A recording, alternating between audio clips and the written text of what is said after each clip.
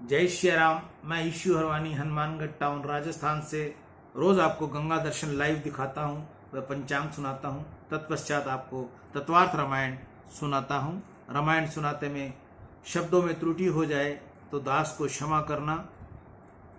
कल हमने आपको कथा सुनाई थी श्री रामचंद्र जी का बंधु प्रेम। आज का कथा है श्री रामचंद्र जी का औदार्य। श्री रामचंद्र गुणावरण है, सब सद्गुणों के समुद्र के समान है। श्री रामचंद्र जी का एक एक गुण दिव्य है, अनन्य है। श्री रामचंद्र जी का अनुपम गुण है उदारता। श्री रामचंद्र जी अति उदार हैं। श्री रामचंद्र जी के समान कोई उदार हुआ नहीं होगा और होगा भी नहीं। जगत में जीव तो क्या, स्वर्ग में देवताओं भी किसी को देते हैं तो अपने लिए कुछ रख कर देते हैं। श्री रामचंद्र जी जब देते हैं तो ऐसी चिंता करते नहीं कि बहुत दूंगा तो मेरे पास क्या रहेगा। रामायण में वर्णन आता है कि श्री राम रावण को अयोध्या का राज देने को तैयार हो गए थे।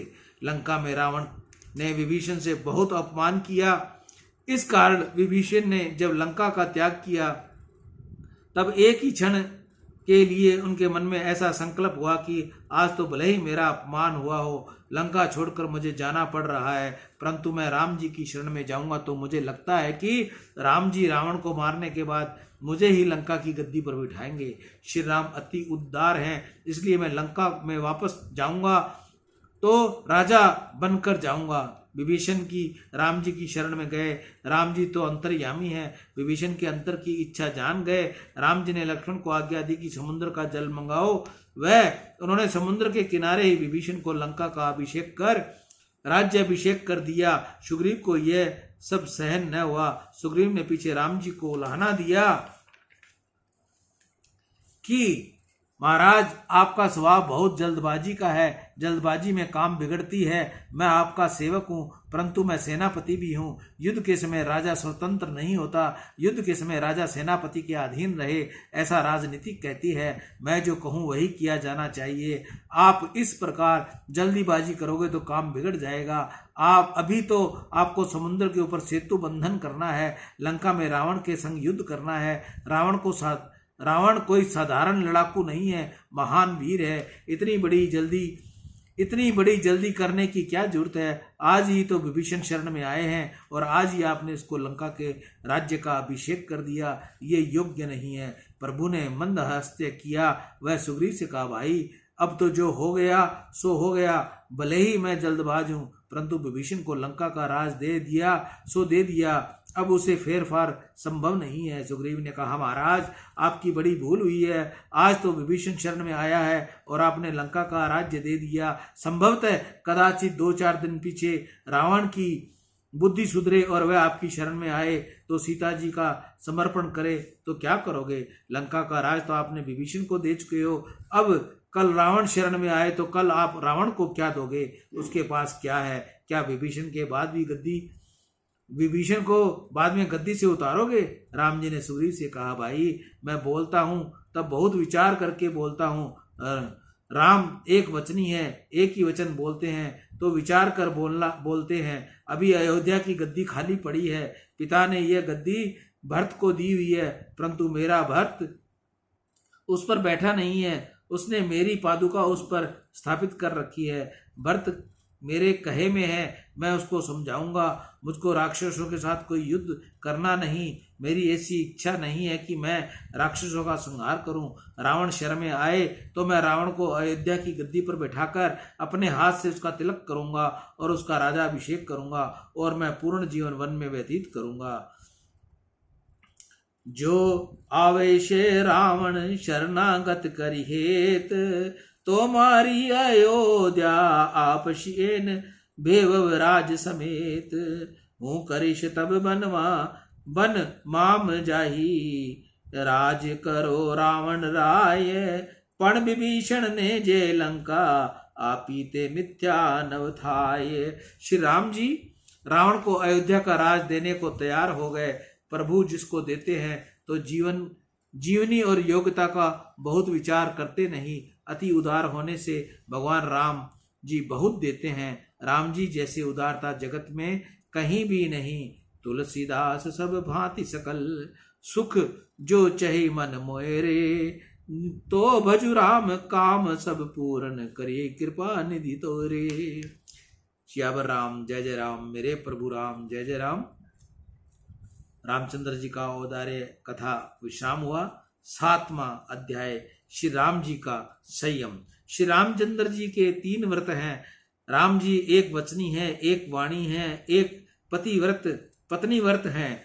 राम जी ने जिस एक वचन व्रत का संपूर्ण पालन किया है, उसी प्रकार एक पत्नी व्रत का भी संपूर्ण पालन किया है। शास्त्र में एक पत्नी की बहुत बड़ी महिमा लिखी है।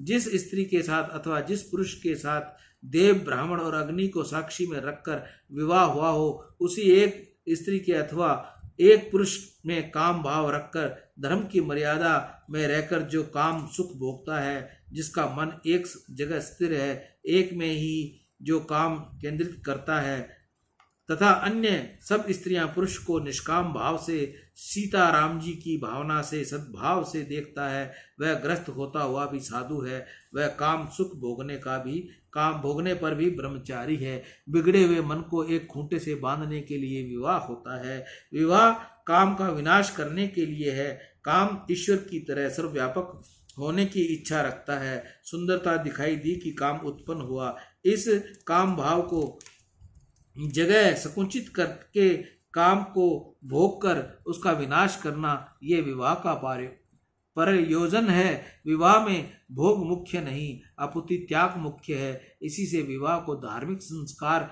कहा है और पत्नी को धर्म पत्नी कहा है, भोग पत्नी नहीं कहा। काम का विकास नहीं, आपूति विनाश, ये दाम्पत्य जीवन का आदर्श है। श्री गोस्वामी तुलसीदास जी महाराज ने चरित्र तुम बनाते होंगे चरित्र में लिखा है कि तुलसीदास महाराज पत्नी में बहुत आसक्त थे। तुलसीदास जी महाराज पत्नी में भले ही आसक्त होंगे, परंतु महाराज का जिस स्त्री के साथ विवाह हुआ था, उस एक ही स्त्री में उसकी आसक्ति थी। जगत की अन्य सभी स्त्रियों को वे मात्र भाव से देखते थे, जिनका मन पवित्र था। केवल पत्नी में आसक्त हुआ था। पत्नी को पीहर भी नहीं जाने देते थे। एक दिन पत्नी को मां के यहाँ बुलावा आया। माँ बहुत याद करती थी। महाराज घर में नहीं थे। संदेश देकर महाराज की पत्नी पीहर चली गई। महाराज घर आए तो खबर मिली कि पत्नी पीहर गई है। महाराज ने पत्नी का वियोग सहन नहीं हुआ। वह पत्नी से मिलने के लिए मध्य रात्रि को ससुराल जा पहुंचे। चौमासे वर्षा ऋतु में भयंकर रात्रि थी। नदी में बाढ़ आ रही थी। शव को लकड़ी समझकर उसे पकड़कर नदी पार की। ससुर के मकान के पास आए। मकान में प्रवेश करने के लिए पेड़ के ऊपर चढ़े। लटकते सर्प की डोरी समझ बैठे। उसके आधार से मकान में प्रवेश किया। वेदांत में रजो सर्प का दृष्टांत बहुत प्रसिद्ध है। अंधकार में, अज्ञान में मनुष्य डोरी को सर्प समझ बैठता है। मिथ्या को सत्य समझ लेता है। यहाँ तो अतिशय आसक्ति में तुलसीदास जी को सर्प में डोरी दिखी। तुलसीदास जी बहुत कष्ट सहन करके, संकट पार करके पत्नी के पास पहुंचे। उसे आश्चर्य हुआ। उसने चेतावनी दी, आड़ मास की देख मम, तामे जितनी प्रीत, तिसुआधि से राम प्रीत प्राति, अवसी मिटही भव भीत। इस शरीर में क्या सुंदर है। शरीर तो हाड़ मांस का लोथड़ा है। इस शरीर से मिलने के लिए तुमने इतना कष्ट उठाया, इतनी आसक्ति मुझ में रखते हो। इससे आधी राम जी में रखो तो तुम्हारा कल्याण हो जाए। जहाँ थोड़ा उपदेश किया कि तुलसीदास को ज्ञान हुआ। इतनी आसक्ति पत्नी में थी, उतनी प्रभु में हो गई तो अनेक में आसक्त है। वह किसी दिन भी भक्ति नहीं कर सकता। मन को एक ही स्त्री में, एक ही पुरुष में रखने के लिए विवाह है। सुंदर वस्तु देखते ही मन बिना कारण कूदने लगता है। मन को ऐसी कुटेव पड़ी है कि सुंदर वस्तु देखते ही वह उसके पीछे दौड़ता है, उसका चिंतन करता है। अनेक बार मन ऐसा समझता है कि मैं जिसका चिंतन करता हूँ वह मुझे मिल नहीं सकती। फिर ऐसा विश्वास होने पर भी मन उसी पर चिंतन करता है, पाप करता है। सनातन धर्म की यह मर्यादा है कि पुरुष बिना कारण किसी स्त्री को तके नहीं और स्त्री पुरुष को देखे नहीं। आंख से भले ही कोई दिख पड़े, परंतु मन से किसी को न देखना। स्त्री पर पुरुष का चिंतन करे, पर पुरुष पर स्त्री का स्मरण करे, ये व्यभिचार जैसा ही पाप है, उसकी बहुत सजा मिलती है। कुछ लोग ऐसा समझते हैं कि शरीर से पाप करे तो सजा मिलती है, मन से पाप करे तो उसकी सजा मिलती नहीं, कारण कि मन का पाप कोई देख सकता नहीं। यह समझ खोटी है। मन से किए हुए पाप की भी सजा होती है। सर्वशक्तिमान ईश्वर सबको देख रहा है। यह तो शरीर की भी जानता है और मन की भी जानता है। मन से किया गया पाप खबर जगत को भले ही न पड़े, परंतु ईश्वर को अवश्य मिल जाती है। तन के और मन के पापों को देखने वाला और उसकी सजा देने वाला ईश्वर बैठा है। श्री रामदर सदाचार की मूर्ति है, संयम की मूर्ति है। संयम कैसा होना चाहिए, ये तो राम जी ने जगत को बतलाया है। आंख का संयम, जीभ का संयम, कान का संयम, सर्व इंद्रियों का संयम राम जी ने पालन करके बताया है। मनुष्य को संपत्ति थोड़ा सुख देती है, परंतु इंद्रियों का संयम बहुत सुख देता है। खूब ध्यान में रखो कि तुम मालिक हो और इंद्रियां नौकर है। तुम नौकर के अधीन होकर नौकर तुम्हारे अधीन है, पर तुम जहां जाते हो वहां नौकर जाता है, अथवा नौकर जहां जाता है वहां तुम जाते हो। मनुष्य बोलता है कि मेरी आंख, मेरी जीभ, मेरा मन। इसका अर्थ यह है कि मैं मालिक हूँ। आंख, जीभ, मन ये मेरे सेवक हैं, इंद्रियां नौकर हैं। तुम इंद्रियों के अधीन रहोगे तो इंद्रियां तुम्हारी शत्रु सिद्ध होंगी, परंतु इंद्रियां तुम्हारे अधीन रहेंगी तो वह मित्र बनी रहेंगी। राम जी कभी किसी स्त्री को आंख ऊंची कर देखते नहीं। रामचंद्र प्राण दरान चक्षुषा नभि वीक्षते। रामचंद्र जी का आंख का संयम अलौकिक है। आंख में बहुत शक्ति होती है। आंख की शक्ति को मनुष्य नष्ट कर देता है। शक्ति का दुरुपयोग ही पाप है, शक्ति का सदुपयोग ही पुण्य है। मानव की इंद्रियों में प्रभु ने बहुत शक्ति दी है, परंतु मनुष्य बहुलता से उसका दुरुपयोग करता है। सनातन धर्म की मर्यादा बांधी है कि पुरुष पर स्त्री को और स्त्री पर पुरुष को आंख उठाकर देखे नहीं। खूब ध्यान में रखना है कि जिसे तुम आंख से देखते हो उसका चित्र तुम्हारे मन में बस जाता है। कदाचित तुम कहो कि महाराज तुम कहते हो कि आंख में देखने से उसका चित्र मन में आता है, तो क्या हम आंख बंद करके चलें? आंख बंद रखें। आंख बंद रखोगे तो व्यवहार चलेगा नहीं, परंतु दृष्टि में भेद है। दृष्टि दो प्रकार की होती है, अपेक्षात्मक और उपेक्षात्मक। तुम्हारे घर में यहाँ आने में रास्ते पड़ा हुआ कचरा दिखाई दिया होगा। उस कचरे के ऊपर तुम्हारी नजर तो गई होगी, परंतु कचरे को तुम उपेक्षा भाव से देखते हो। इस जगत को महापुरुष उपेक्षा भाव से देखते हैं। संत जन अपेक्षा भाव की दृष्टि केवल ईश्वर में रखते हैं। किसी स्त्री अथवा पुरुष में तुम अपेक्षित भाव से देखोगे तो यह बहुत सुंदर है, इससे सुख मिलेगा, तो इससे तुम्हारा मन बिगड़ेगा। कोई स्त्री सुंदर नहीं, कोई पुरुष सुंदर नहीं, सुंदर तो श्री राम है। कदाचित सुंदर हो सके, परंतु जगत का सौंदर्य बहुत टिकता नहीं। यह फूल हमको सुंदर दिखता है, 2-4 घंटे पीछे ये कुमलता जाएगा। कुमलने के पीछे क्या फूल सुंदर लगता है? फूल जैसे कुमलाता है उसी तरह समस्त जगत कुमलाता है। जगत को केवल एक श्री राम ही नहीं कुमलाते। रामचंद्र जी को कहा गया था कि आने वाले कल में तुम्हारा राजा अभिषेक होगा। यह सुनकर राम जी प्रसन्न हुए नहीं और राजा अभिषेक के मुहूर्त में वन में गए तो तनिक भी नाराज हुए नहीं। तुमको कोई कहे कि कल तुमको 1 लाख रुपए मिलना है, तो क्या तुम रात्रि में निंद्रा आएगी? तुमको कोई भोजन की लिए निमंत्रण दे कि आने वाले कल हमारे यहाँ भोजन करने पधारना, 12-1 बजे भूख लगे और तुम जीवने जाओ। उस समय निमंत्रण देने वाला हाथ जोड़कर कहे कि यहाँ तो सब पूरा हो गया, जय श्री कृष्ण, अब तो घर पधारो। तुम्हारी क्या दशा होगी? फोटो लेने लायक चेहरा हो जाएगा। मन में विचार आवेगा कि मुझे भोजन का निमंत्रण दिया था, अब मेरे अपमान किया है। छोटी छोटी बातों में तुम्हारी तुम्हारे मुख की कांति बिगड़ उठती है अथवा कुमलाता जाता है। राम जी ने कहा गया कि कल तुमको पृथ्वी का राजा बनाना है। वैसा सुनकर राम जी को की श्रीमुख से वृद्धि नहीं हुई और राजाभिषेक के मुहूर्त पर जब वनवास मिला तब उनकी मुख श्री पर कुमलाई नहीं। श्री रामचंद्र जी सुंदर है। श्री रामचंद्र का सौंदर्य सदा स्थायी रहने वाला है। जगत सुंदर नहीं, कदाचित यह सुंदर पीछे सुंदर दिखे तो इसकी सुंदरता स्थिर रहने वाली नहीं। राम जी किसी पर दृष्टि डालते नहीं, कदाचित किसी स्त्री पर नजर आए तो माँ राम जी मातृ भाव रखते हैं कि यह हमारी माँ है। प्रत्येक स्त्री को जो मातृ भाव से देखता है वह राम जी को सुहाता है। जगत के स्त्री पुरुष को काम भाव से देखने वाला ईश्वर को तनिक भी सुहाता नहीं है। तुम्हारी आंखों में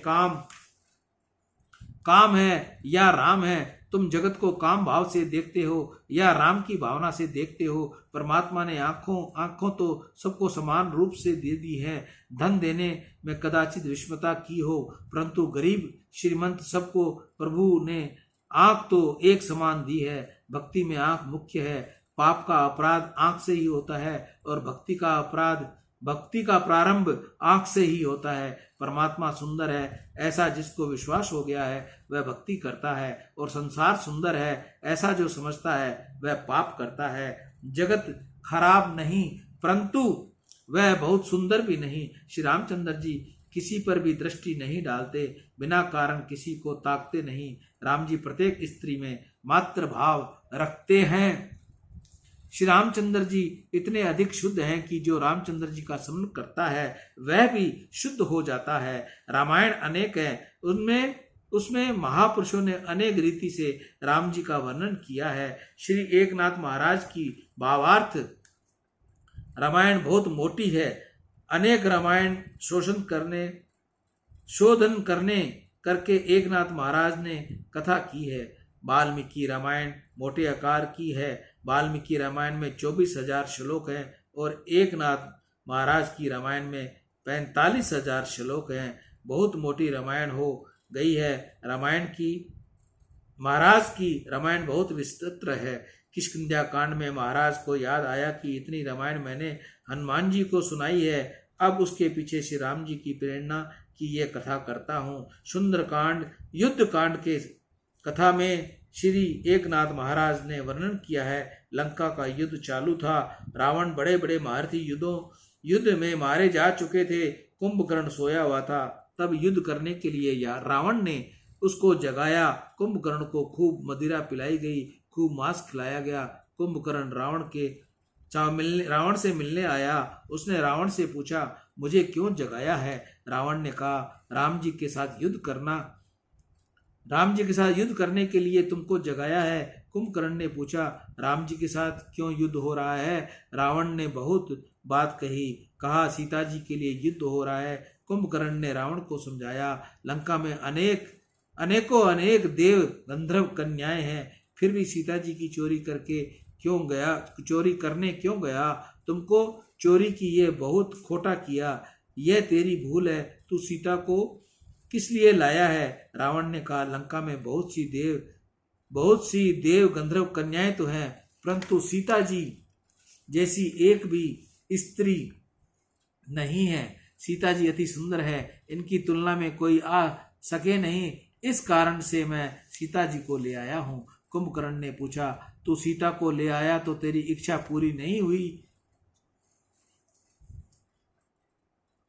सीता जी को ले आया तो तेरी इच्छा पूरी हुई कि नहीं? रावण ने कहा, मेरी इच्छा पूरी होती नहीं। सीता जी महान पतिव्रता है, वह आंख ऊंची करके किसी को सामने देखती नहीं। तब कुंभकर्ण ने रावण को सलाह दी कि तू नकली राम बनकर सीता के पास जा। रावण ने कहा, ऐसा मैंने करके देख लिया, परंतु कुंभकर्ण मैं तुमको क्या कहूं?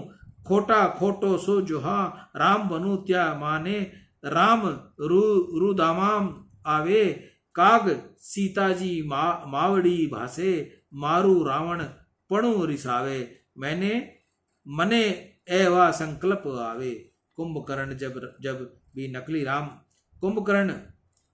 मैं नकली राम बनता हूँ तब मेरे मन का काम रहता नहीं। रावण राक्षस है, मायावी है, उसमें ऐसी शक्ति है कि जिसका रूप धारण करना हो उसका चिंतन करे, उससे उसका रूप मिल सकता है। राम जी का रूप धारण करने के लिए जब जब वह राम जी का चिंतन करते हैं और नकली राम बनता है, तब तक प्रत्येक स्त्री में उसका मात्र भाव हो जाता है। पर स्त्री में अतिशय काम भाव रखने वाले राक्षस के मन में तनिक भी काम रहता नहीं। रावण ने तो यहाँ तक कह दिया कि मैं राम का चिंतन करता हूँ, राम का अनुकरण करता हूँ, नकली राम बनता हूँ। तब मंदोदरी में भी मेरा मात्र भाव हो जाता है। नकली राम में ऐसी शक्ति है तो असली राम में कैसी होगी। राम जी का चरित्र अति शुद्ध है। रामचंद्र जी संपूर्ण रूप से एक पतिव्रतधारी हैं। दशरथ महाराज से थोड़ी भूल हुई। दशरथ महाराज ने अनेक स्त्रियों से के साथ विवाह किया था। उनके राज्य में एक पुरुष अनेक स्त्रियों के साथ विवाह कर सकता था। श्री रामचंद्र जी को ये अच्छा नहीं लगा। श्री रामचंद्र ने ये रीति सुधारी। राम राज्य में एक पुरुष एक स्त्री के साथ विवाह कर सकता था। जगत में अन्य प्रत्येक स्त्री में मात्र भाव रखता था। राम जी को बहुपत्नी प्रथा योग्य लगी नहीं थी, परंतु मेरे पिता ने भूल की है, ऐसा रामचंद्र जी कभी बोले नहीं। पिताजी की भूल रामचंद्र जी ने बहुत विवेक से युक्ति से सुधारी। मैं एक पत्नी व्रत का पालन करूंगा, मेरी प्रजा भी एक पत्नी व्रत का पालन करे। बड़ों की कोई भूल हो तो वैसी भूल का पुत्र द्वारा किया जाना योग्य नहीं। बड़ों के दोष का अनुकरण करना नहीं। पिताजी प्याज खाते हों इसलिए पुत्र भी खाया, यह बात उचित नहीं। पिताजी अथवा गुरुजी जो पवित्र आचरण करते हों उसका भी अनुकरण पुत्र अथवा शिष्य को करना चाहिए। गुरुजी तंबाकू खाते हों इसलिए चेला कहे कि हम भी तंबाकू खाएंगे क्योंकि गुरुजी खाते हैं, ऐसा कहना उचित नहीं है। गुरुजी खाते हैं तो भले ही खाएं। गुरुजी बड़े हैं। 4 वर्ष तक गुरुकुल में रहकर ब्रह्मचारी ने देव शास्त्रों का अध्ययन किया। आज विद्या परिपूर्ण करके विद्यार्थी घर जाने को तैयार हुआ। अब तो गृहस्थ आश्रम में प्रवेश करना है। उसने गुरुजी का वंदन करके उनकी आज्ञा लेते हुए कहा, अब मुझे अंतिम उपदेश दो। तब गुरुजी ने कहा, बेटा अब मुझे घर जाकर विवाह करना है। मुझे आनंद है, परंतु तुझे उपदेश है कि विवाह होने के बाद याद रखना कि तेरी माँ परमात्मा है, तेरे पिता परमात्मा है। संसार में ऐसा दिखता है कि विवाह होने के बाद लड़कों का माता पिता के प्रति प्रेम धीरे धीरे कम हो जाता है। कान में मंत्र देने वाला कोई मिले उसके कारण नियत बिगड़ने लगती है। गुरु ने शिक्षा देते हुए कहा, मातृ देवो भव, पितृ देवो भव, आचार्य देवो भव। बेटा तेरे गुरुजी का क्रम तीसरा है। 4 वर्ष तक तू मेरे आश्रम में रहा है। मेरी कितनी भी भूलें तूने देखी होंगी। जीव मात्र भूल करता है, निर्दोष तो एक परमात्मा है। मैंने कोई भूल की हो उस भूल को तू नहीं करना। मेरे जो पवित्र आचरण है उसका ही तू अनुकरण करना। मैंने किसी समय क्रोध किया हो, मुझसे कोई पाप हुआ हो, उसका अनुकरण तू करना नहीं। राम जी ने पिताजी की भूल का अनुकरण किया नहीं। राम जी ने एक पत्नी व्रतधारी है। राम राज्य में प्रजा भी एक पत्नी व्रतधारी है। सियावर राम जय जय राम, मेरे प्रभु राम जय जय राम। जय मंगल भवन अमंगल हारी, इंद्रभव सुदशरथ अजर बिहारी। दीन दयाल विरुद्ध संहारी, हरहु नाथ मम संकट भारी। श्री रामचंद्र जी का संयम कथा हमने आपको सुनाई। कल हम आपको 8वां अध्याय श्री रामचंद्र जी की सरलता का पाठ सुनाएंगे। मैं ईशु हरवानी, हनुमानगढ़ टाउन, राजस्थान से रोज आपको गंगा दर्शन लाइव दिखाता हूं, वह पंचांग बताता हूं। मेरा कार्य तुलसी की माला बनाना, तुलसी का अर्क बनाना, गुलाब जल बनाना, गैस कब्ज की दवा बनाना, शुगर की दवा बनाना, अमृत धारा की दवा बनाना, अमृत धारा बनाना, ये कार्य मैं घर बैठे करता हूं। इससे जितनी भी मुझसे पहुंच होती है मैं निःशुल्क करता हूं। कुछ सामान अतिशय महंगे होने के कारण मैं उनका शुल्क भी लेता हूँ, उस शुल्क में भी अगर 2 रुपये बचते हैं तो इसी निःशुल्क सेवा में लग जाते हैं। सियावर राम जय जय राम, मेरे प्रभु राम जय जय राम। मैं ईशु हरवानी हनुमान गट्टाऊं, राजस्थान से। राम।